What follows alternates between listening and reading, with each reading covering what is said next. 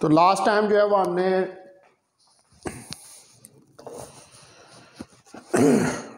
Chapter number 5 जो है उसको स्टार्ट किया हुआ है और उसके अंदर हमने स्टडी की थी कल यंग डबल स्लिट एक्सपेरिमेंट और कोहेरेंट सोर्सेज। आज हमने adding of electromagnetic wave study करनी है बाय फेजर मेथड।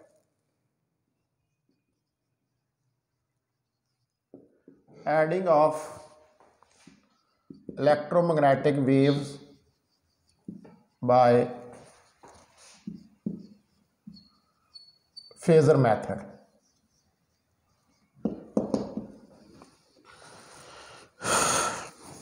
तो हमें इस बात का पता है कि बेसिकली लाइट वेव्स जो हैं वो इलेक्ट्रोमैग्नेटिक वेव्स होती हैं और यही इलेक्ट्रोमैग्नेटिक वेव्स जब प्रोपोगेट करती हैं एयर के अंदर तो इन वेव्स का प्रिंसिपल ऑफ सुपरपोजिशन के मुताबिक ये एक दूसरे के ऊपर सुपर इम्पोज करती हैं और ये जब एक दूसरे के ऊपर सुपर इम्पोज करती हैं तो उसके नतीजे में इंटरफेरेंस होती है और वो कंस्ट्रक्टिव और डिस्ट्रक्टिव इंटरफेरेंस। तो बेसिकली क्या होता है कि ये इनके जो इलेक्ट्रिक पार्ट्स होते हैं, क्योंकि इलेक्ट्रोमैग्नेटिक वेव है तो इलेक्ट्रोमैग्नेटिक वेव के अंदर एक इलेक्ट्रिक पार्ट होता है और एक मैग्नेटिक पार्ट होता है। तो बेसिकली जो है इसके अंदर ये जो इलेक्ट्रिक पार्ट्स होते हैं इस इलेक्ट्रोमैग्नेटिक वेव के, ये आपस में ऐड हो रहे होते हैं। तो मुश्किल है कि हम जो इलेक्ट्रोमैग्नेटिक वेव्स हैं इनको दो या दो से ज़्यादा इलेक्ट्रोमैग्नेटिक वेव्स को ऐड कर पाएँ अलजेब्रिक मेथड से। तो इसलिए फिर हम जो है वो फेज़र मेथड जो है उसको यूज़ करते हैं। फेज़र मेथड में क्या आपने डायाग्राम्स जो है वो ड्रा करनी है, ठीक है, और हेड टू टेल रूल लगाना है, वेक्टर्स बनाने हैं, क्योंकि इलेक्ट्रिक फील्ड जो है एक वेक्टर क्वांटिटी है, इसके वेक्टर बनाएंगे और फिर वहाँ से हम superposition. Head to tail rule में भी क्या होता है कि दो वेक्टर्स आपस में जमा होते हैं तो उन दो वेक्टर्स को आपस में हम जमा करेंगे और रिजल्टेंट वेक्टर जो है वो निकालेंगे, यानी कि जो रिजल्टेंट वेव हमारे पास इंटरफेरेंस के नतीजे में आएगी उसको हम कैलकुलेट करेंगे। तो इट इज़ डिफ़िकल्ट to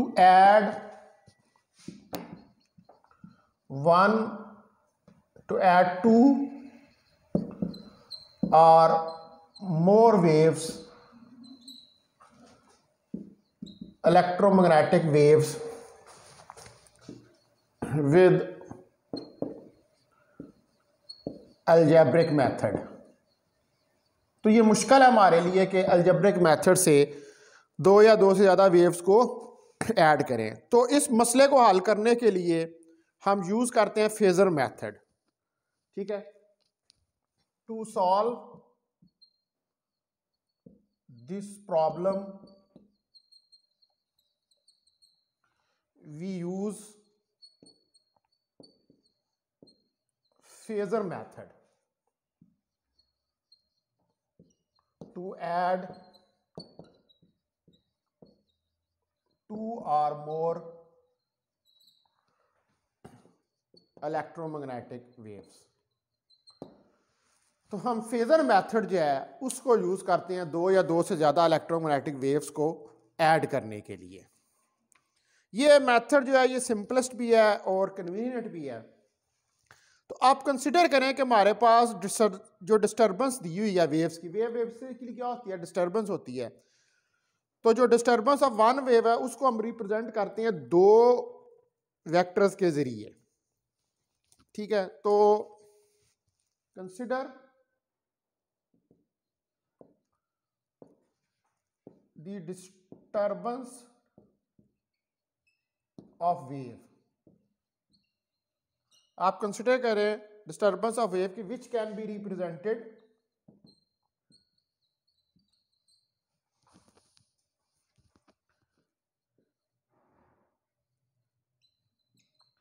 जिसको कि हम रिप्रेजेंट करेंगे E1 E0 sine of omega T.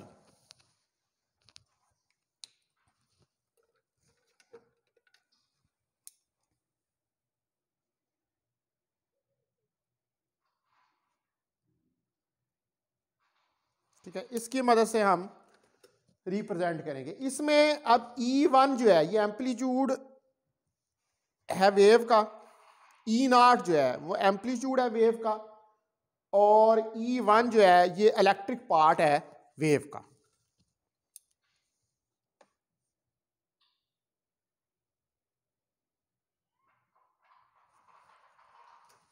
ठीक है जी, E1 electric part of wave और E0 जो है ये एम्पलीट्यूड ऑफ वेव है। ये फर्स्ट डिस्टरबेंस हमने एक वेव की जो है उसको लिया। ठीक है, अब इसी तरह इसमें साइन ऑफ ओमेगा टी क्या बता रहा है आपको कि साइनोसाइडल नेचर है आपकी वेव की, यानी कि वेव जो है वो साइनोसाइडल फॉर्म की है। इसी तरह हम एक और वेव डिस्टर्बेंस लेते हैं, ये तो एक लीन है, एक और वेव डिस्टर्बेंस लेते हैं।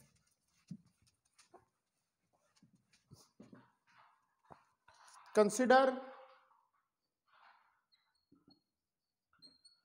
N other wave disturbance.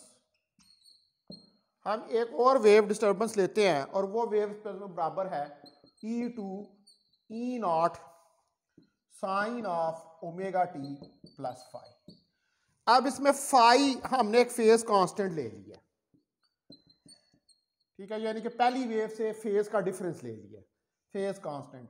अब हम इस फेज कांस्टेंट को वेरी कर सकते हैं, या आप कोई भी एंगल ले सकते हैं। यहाँ पर 0 डिग्री लेंगे तो इन फेज हो जाएंगी, 90 डिग्री ले लें, 180 डिग्री ले लें, लेकिन बेसिकली इसको इसलिए इंट्रोड्यूस कराया कि ये दो वेव्स के दरमियान फेज को रिप्रेजेंट कर रहा है। और E0 इसी तरह यहाँ पर एम्पलीट्यूड ऑफ वेव है। ठीक है, तो अब हम जो फेजर है वो लेते हैं कि फेजर जो है आपका, यानी कि आपका जो वेक्टर है, इलेक्ट्रिक फील्ड वेक्टर है, क्योंकि इलेक्ट्रोमैग्नेटिक वेव्स हैं तो इसके इलेक्ट्रिक और मैग्नेटिक पार्ट्स हैं।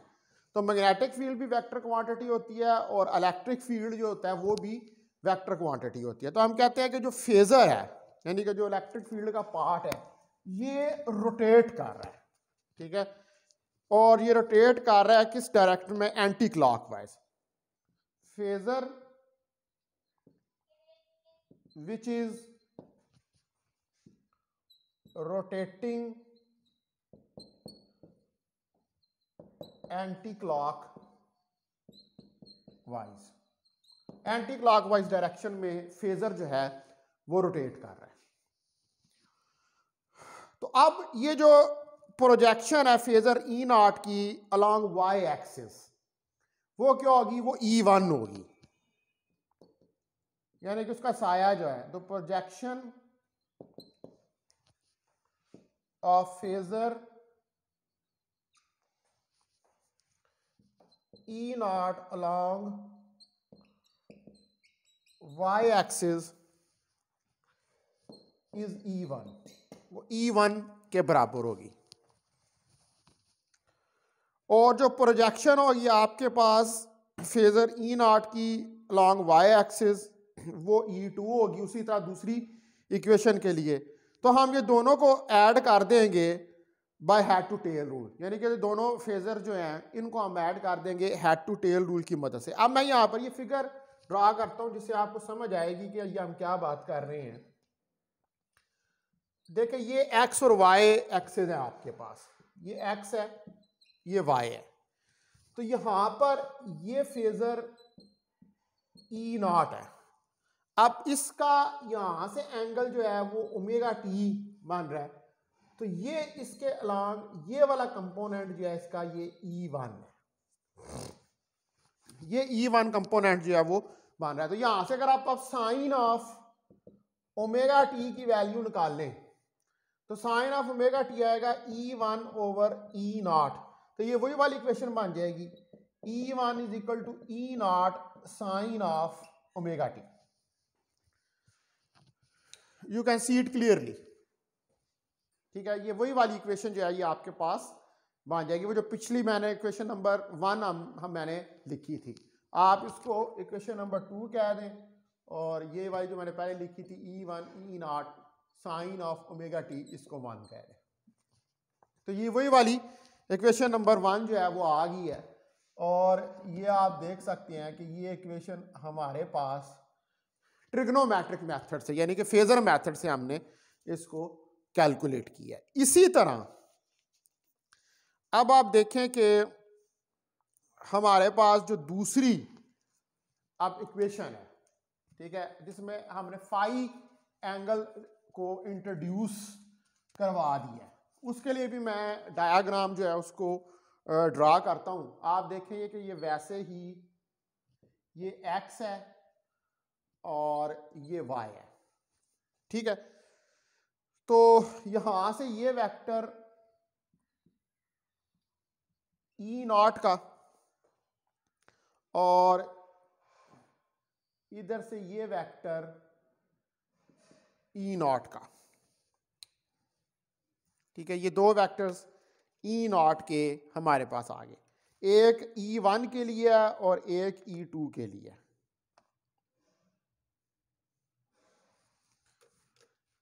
तो पहला वेक्टर जो है ये वाला, ये हमारे पास E1 के लिए, और ये E1 यहां से कितना एंगल बनाना है, ओमेगा टी, और ये दूसरा हमारे पास E2 के लिए, और ये कितना एंगल बना रहा है यहां से फाई। तो फेजर मेथड से जो E0 प्रोजेक्शन है फेजर E0 की,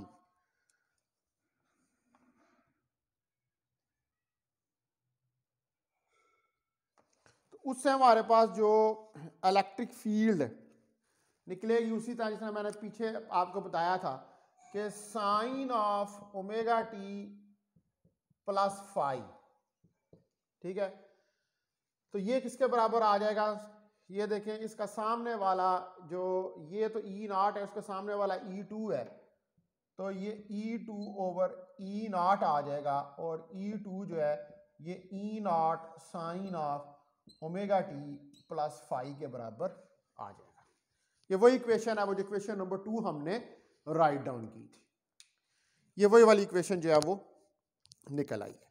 अब आप अगर अब देखिए यहां पर दो हमने डिस्टर्बेंस ली थी इलेक्ट्रिक फील्ड की, एक E1 ली थी और एक E2 ली थी। अब ये दोनों डिस्टर्बेंस जो है इनको हम हेड टू टेल रूल लगाकर अगर ऐड कर दें, ठीक है, अब मैं एक और तीसरी फिगर जो है उसको ड्रा करता हूं, उसमें हम हेड टू टेल रूल लगा देंगे। आप देखेंगे ये वैसे ही हमारे पास ये x और ये y, ठीक है।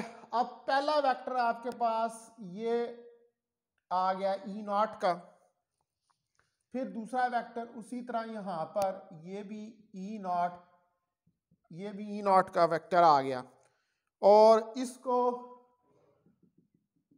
आप इसके साथ मिला दें, इसको आप इसके साथ मिला दें, तो ये आपके पास E2 है, ये E1 है, और ये यहां से आप इसको इसके साथ मिला दें, तो ये रिजल्टेंट वेक्टर आपके पास, इसको आप कह लें E थीटा। ठीक है जी, यहां से एंगल ओमेगा टी जो है वो बन रहा है, और ये एक्सटर्नल एंगल इधर ये वाला फाई है, और इधर से भी कोई एंगल गैमा बन रहा है, और इधर से भी कोई एंगल गैमा जो है वो बन रहा है। तो ये अब हमने इस पर क्या लगा दिया, हेड टू टेल रूल। तो अब according to head to tail rule total electric field जो आपके पास आएगी वो E है। ठीक है, टोटल इलेक्ट्रिक फील्ड आपके पास E, यानी कि इन दोनों को जमा करेंगे तो ये टोटल इलेक्ट्रिक फील्ड E आ रहा है आपके पास। तो हमारे पास जो sine of omega t plus phi है,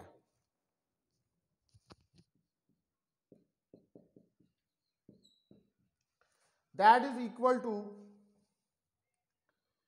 ई ओवर ई नॉट, और ई जो है ये E naught sine of omega t plus phi के बराबर आ जाएगा। यानी कि ये हमारे पास रिजल्टेंट इलेक्ट्रिक फील्ड जो है वो निकल आएगी।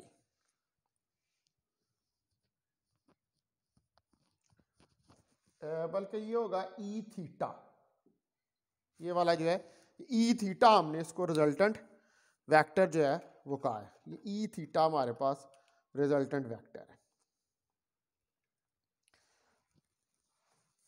तो ये वैल्यू जो है हमारे पास टोटल इलेक्ट्रिक फील्ड की। अब देखिए आपने यहाँ पर हेड टू टेल रूल लगाया, ई नॉट जमा किए हैं, एक एम्पलीट्यूड ई वन का है, दूसरा एम्पलीट्यूड ई टू का है, दोनों को जमा किया तो ई थीटा रिजल्टेंट वेक्टर जो है वो निकल आया है। इसलिए E is equal to E naught जो है ये हमारे पास रिजल्टेंट वेक्टर जो है वो निकल आया। अब ई थीटा जो है ये क्या है, ये ई थीटा हमारे पास एम्पलीट्यूड है रिजल्टेंट ई का।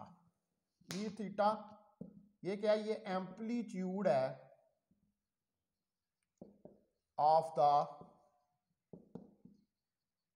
Resultant wave. ये रिजल्टेंट वेव का आपके पास एम्पलीट्यूड है। अब जो इंटेंसिटी ऑफ वेव होती है वो डिपेंड करती है एम्पलीट्यूड के स्केयर के ऊपर। The intensity of wave depend upon the amplitude, depend upon the square of amplitude, यानी कि I is directly proportional to A का स्क्वायर उसके एम्पलीट्यूड के बराबर होती है। अब ये जो अबव फिगर है ये वाली, इस फिगर के अंदर अगर आप देखें तो ये एक आइसोसेलेस ट्राइंगल है, ठीक है। This is a isosceles triangle.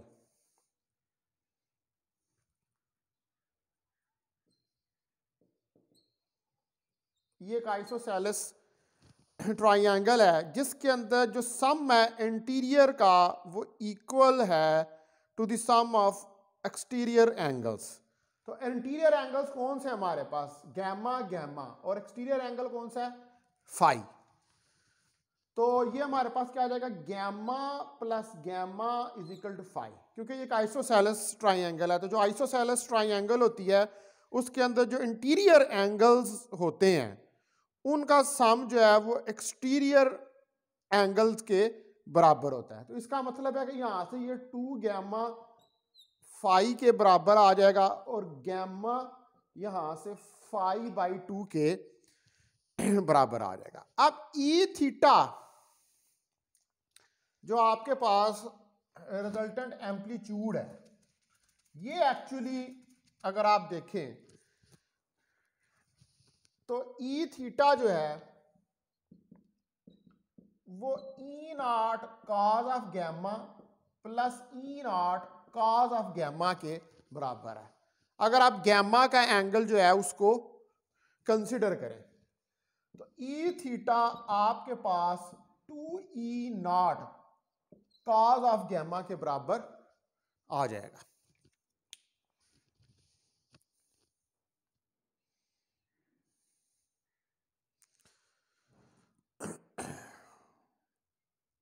यानी कि जो एम्पलीट्यूड था आपका इस इक्वेशन के अंदर, E is equal to E theta sine of omega t plus phi, इसके अंदर जो ई थीटा की वैल्यू है वो किसके बराबर है, वो 2e naught cos of gamma के बराबर है।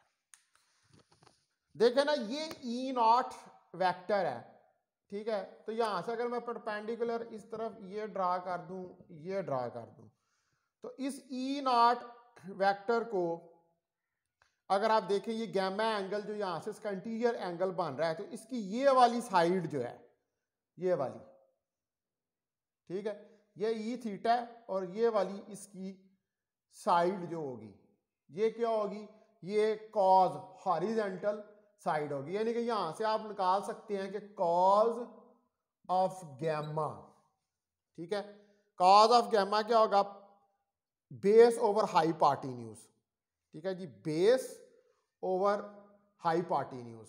तो बेस जो है इसकी यहां से इस एंगल के मुताबिक, इस एंगल के मुताबिक इसकी बेस जो है वो ई नॉट आ जाएगी, ठीक है, बेस इसकी ई नॉट और इसका हाइपोटेन्यूज ई थीटा ये आ जाएगा। देखिए ये एंगल यहां से भी बन रहा है, तो इसकी सामने वाला तो परपेंडिकुलर होगा लेकिन इसकी साथ वाली साइड जो है ये बेस होगी और ये इसका हाइपोटेन्यूज होगा। तो यहां से हमारे पास ई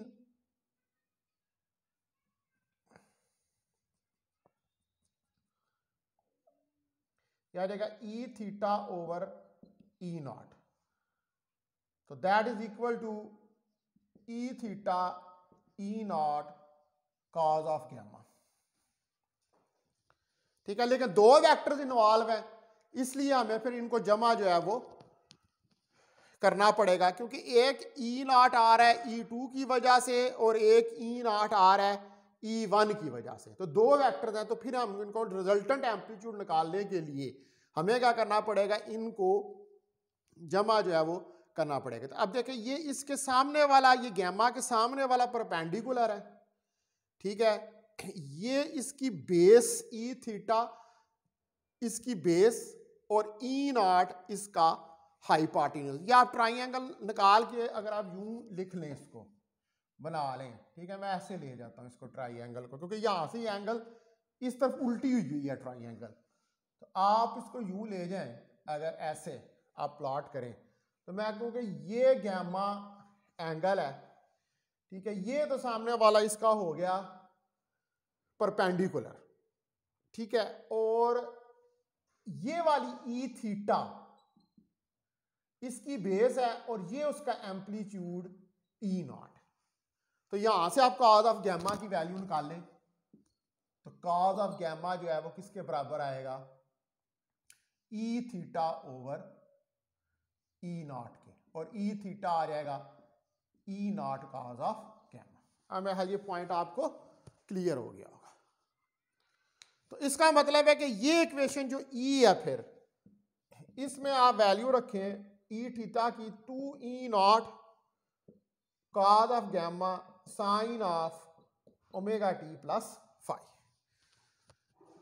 तो ये हमने फेजर मेथड के जरिए दो इलेक्ट्रोमैग्नेटिक वेव्स जो हैं उनको ऐड अप कर दिया, ठीक है। इसको हम कहते हैं फेजर मेथड। फेजर मतलब आपने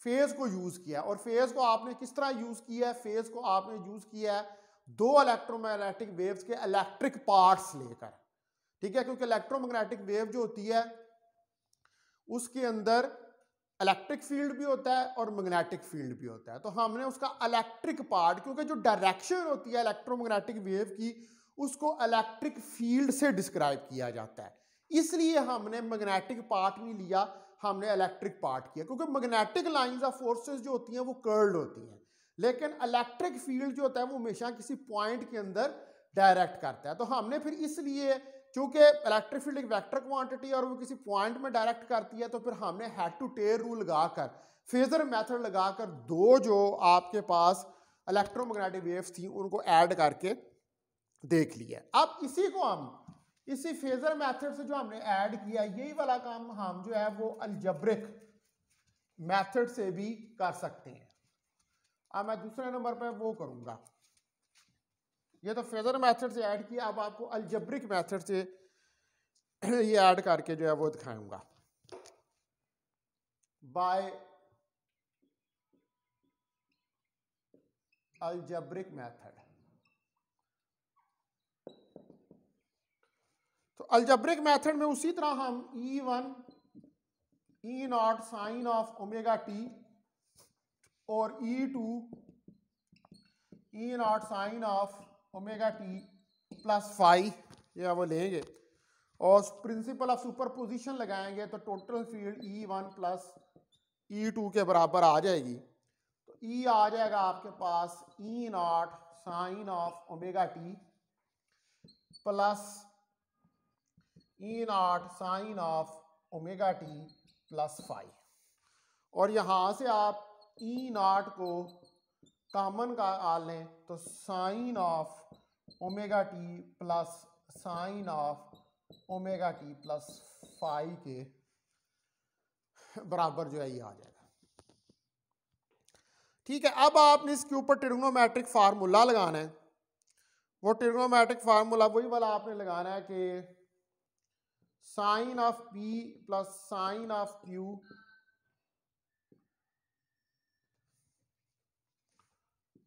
to sine of cos of P minus Q over 2। यही वाला फार्मूला जो हमने यहां पर लगाना है, तो आप इसको लगा दें E is equal to E0 two sine of P plus Q. ये भाई किसका माइक चल रहा, बंद करें इसे। ये किसका माइक चल रहा, बंद करो, ऑफ करो।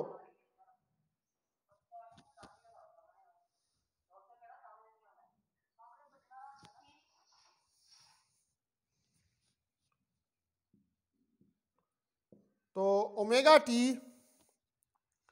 Plus omega t plus five divided by 2 और कॉज ऑफ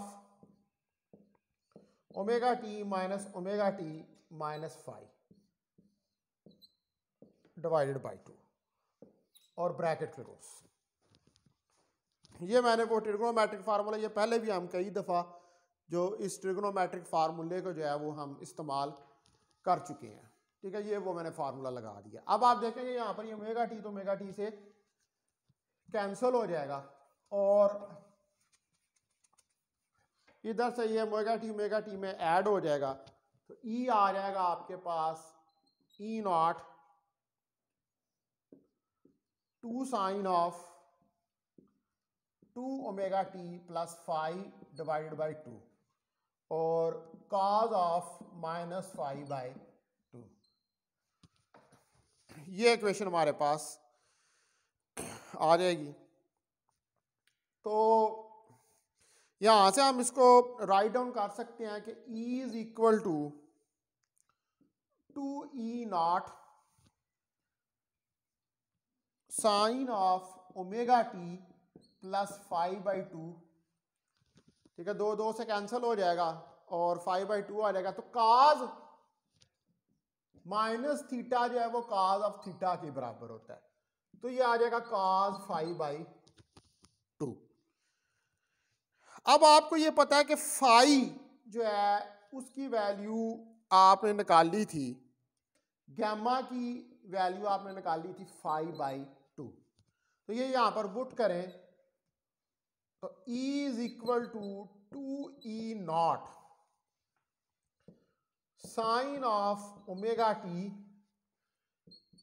प्लस गैमा और कॉज ऑफ गैमा।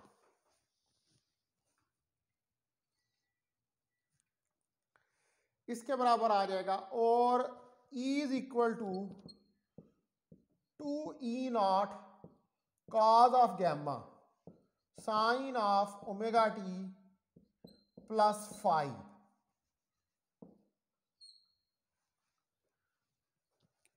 के बराबर जो है वो आ जाएगा। सॉरी, गैमा के बराबर जो है वो आ जाएगा।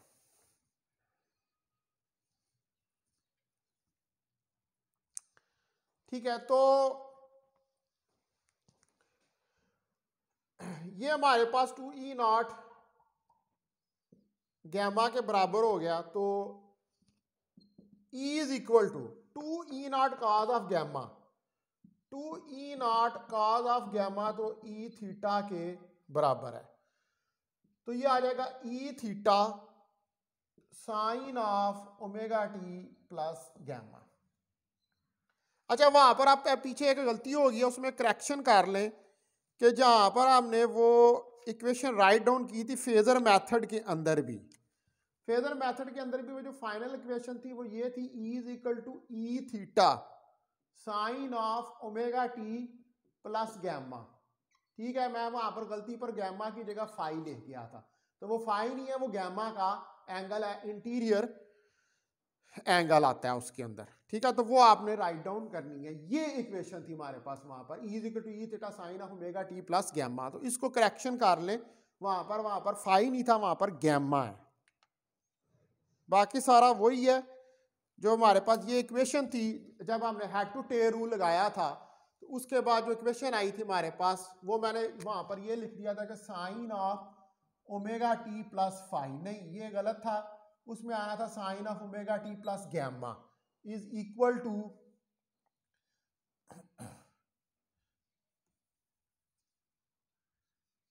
ई ओवर ई थीटा, ये आना था, और यहां से ये आना था E is equal to E theta sine of omega t plus gamma.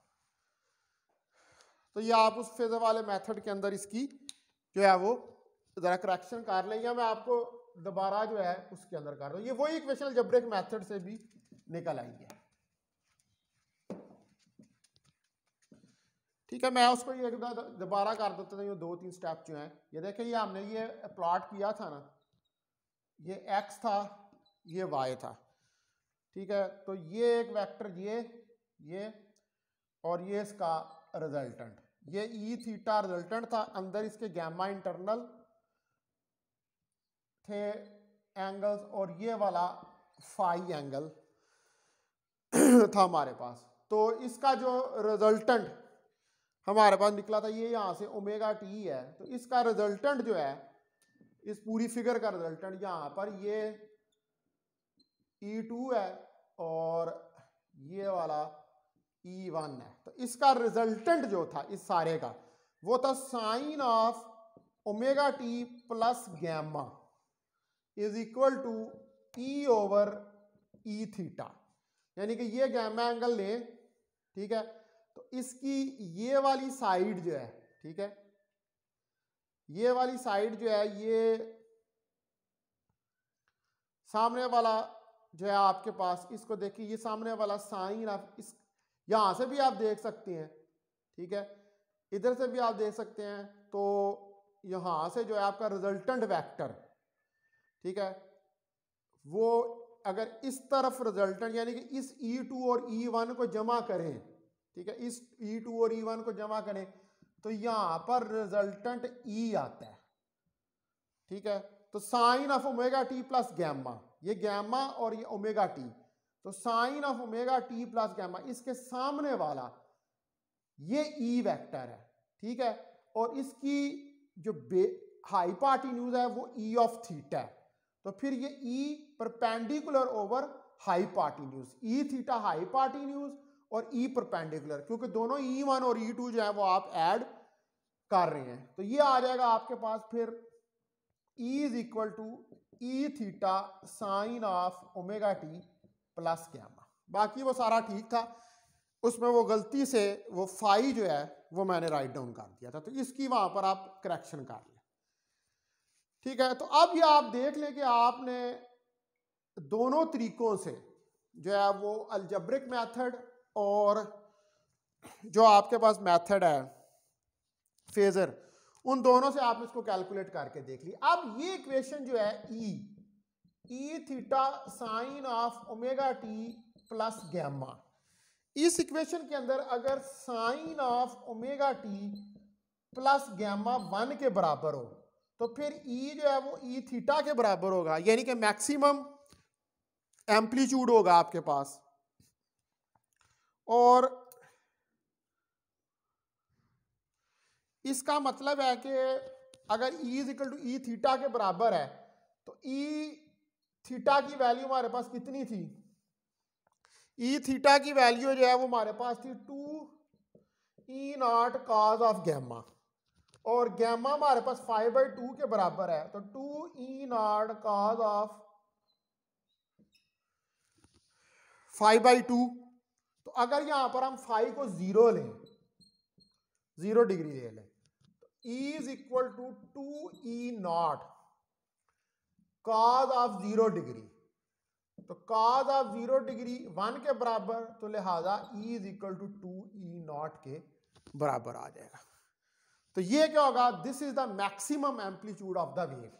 E is equal to 2E0, ये क्या है, this is max amplitude of the wave. ये वेव का मैक्सिमम एम्पलीट्यूड है। ठीक है डियर स्टूडेंट्स, तो मैं अब यहीं पर इस लेक्चर को एंड कर रहा हूं। कल जो है फिर मैं वो पढ़ाऊंगा इंटरफेरेंस फ्रॉम थिन फिल्म्स। ठीक है, तो इसको यहीं पर एंड करते हैं इस लेक्चर को।